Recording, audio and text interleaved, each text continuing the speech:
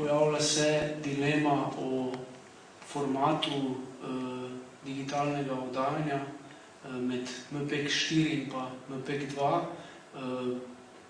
ker je Slovenija rahlo zamudila, potem ko so zahodnoevropske države to spremale in so večinoma prišle na format MPEG-2, Slovenija je se odločila za MPEG-4. V Sloveniji je dejansko padla odločitev za MPEG-4 in čeprav je Slovenija, kar zadeva izvajanje digitalizacije, zamujala za evropskimi državami, pa je morda ravno v tem segmentu to bilo tudi nekoliko koristno.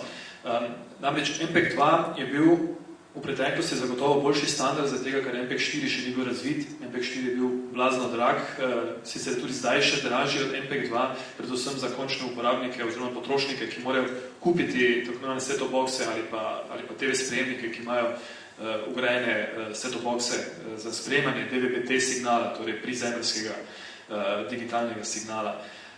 Zdaj so ti cene že bistveno ugodnejše in MPEG-4 je boljši standard kodiranja, ker je enostavno varnejši in bolj racionalen. V tem trenutku je tako, da vsaka televizija, ki oddaja na en program, na eni frekvenci, v MPEG-4 oziroma v MPEG-2 formatu, v našem testnem oddajanju leta 2004, smo lahko na eni frekvenci oddajali 4 programe.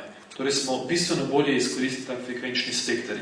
To je tudi, zakaj je ne samo Evropska unija, pravzaprav v svetu nastala ta digitalizacija, ker so bile frekvence že pravzaprav povsod po vseh državah zapolnjene, ni bilo več prostih frekvenc in na ta način se bodo se sprostile frekvence. Torej, potem, ko bodo televizije končale oddajati analogno, se bodo te frekvence sprostile, ne bodo ugasnjene, ampak se bodo sprostile, ne vemo še sicer, kaj bo s temi frekvencami, in zamenjane z digitalnimi. Zakaj smo mi zagovarjali kot manjša televizija standard MPEG-4, pa je preprosto.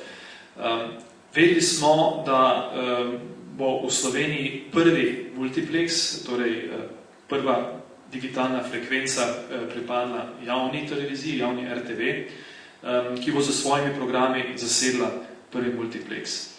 Če bi imeli standard MPEG-2, je to definitivno tako, da nacionalka ima prvi multiplex in ni več prostora za dodatne televizije. Če imamo potem drugi multiplex, bi lahko bili spet samo 4 programi, in to bi potem spet zasedili te veliki komercialni programi.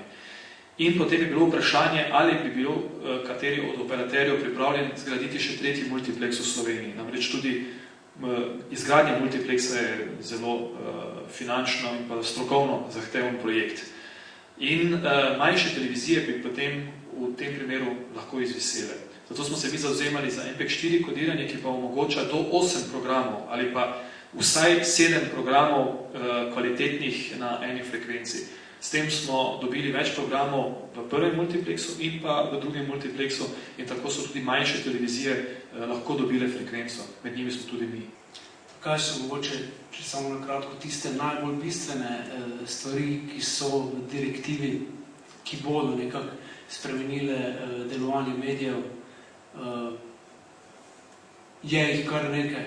Že samo pojmovanje medija je spremenjeno. Ni več medijev, ampak so audiovizualne storitve. Direktiva je v bistvu zmaga industrije, zmaga velikih korporacij na medijskem področju, zmaga komercialnega interesa, ker bistvene spremembe na področju direktive so prvič, da se mediji spreminjajo v storitve. Pri storitvah je pomembna samo cena, torej tisti, ki bo potrošniku ponudil najnižjo ceno te storitve, bo tisti, ki bo na nek način prosperiral na tem trgu. Drugo, kar je značilnost direktive, je, da se izjemno liberalizira oglaševanje, kar pomeni, da bo oglaševanja še več. Recimo, kot eno značilnosti direktive, da na 19 strani besedila se beseda državljan pojavi samo enkrat. In to v členu, ki govori o medijski pismenosti, ker v bistvu direktiva nalaga državljanom, da se opismenijo za uporabo medijev. Torej, direktiva ne govori o državljanih, direktiva govori o potrošnikih, direktiva medije v bistvu razume predvsem kot gospodarsko dejavnost, kot da ta posebna dimenzija, ki je po mojem mnenju ključna za medije, to je, da so to uredniško oblikovane vsebine, ki so namenjene javnosti, ki morajo biti v javnem interesu, tega direktiva enostavno ne obravnava več. Stipe televizija RTS je že uspešno v digitalizaciji. Danes je bilo nekaj očitkov okoli tvoje strani sogovornice, kaj pa delovna sila, kam je odšla. Se je to zgodilo na RTS-u ali ne? Ne, pravzaprav smo eni redkih, ki to recesijo nismo izkoristili za to, da bi ljudi poslali na cesto, čeprav so časi zelo težki tudi za nas ali pa zlasti za medije. Skratka, digitalizacija je nam omogočila, tako kot sem povedal, da smo delovno silo lahko bolj racionalno izkoristili na tistih področjih, kjer smo prej bili slabši. Naš informativni program je bil vedno sorazmerno dober, ampak je uporabil veliko delovne sile.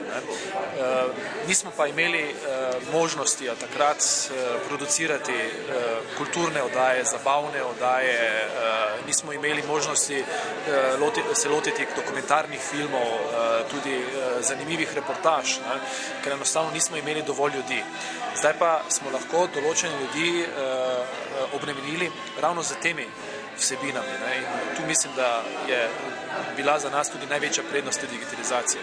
Jasno je bilo, zdaj z okrogle mize pa nasplošno je znano, da niste ravno zagovornica digitalnega medija, digitalnih frekvenc.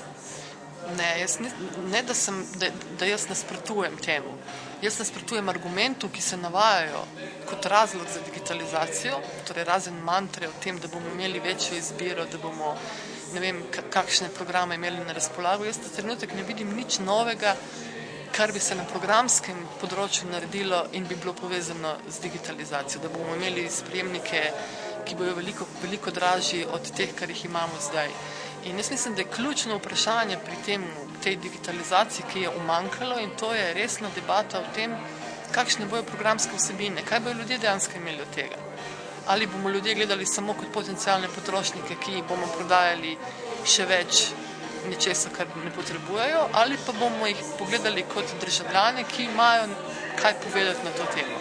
Zato pravim, da je to, kar je v Sloveniji umanjkalo, je neka javna razprava o tem, da imamo zdaj spet še enkrat možnost, da pridobimo del tega frekvenčnega spektra, ki ga lahko uporabljamo čisto nekomercialno. To, kar je že mediji na začetku bil, kot nekakšna socialno okolje, v katerem so ljudje prvič imeli možnost, da z velikim številom ljudi komunicirajo.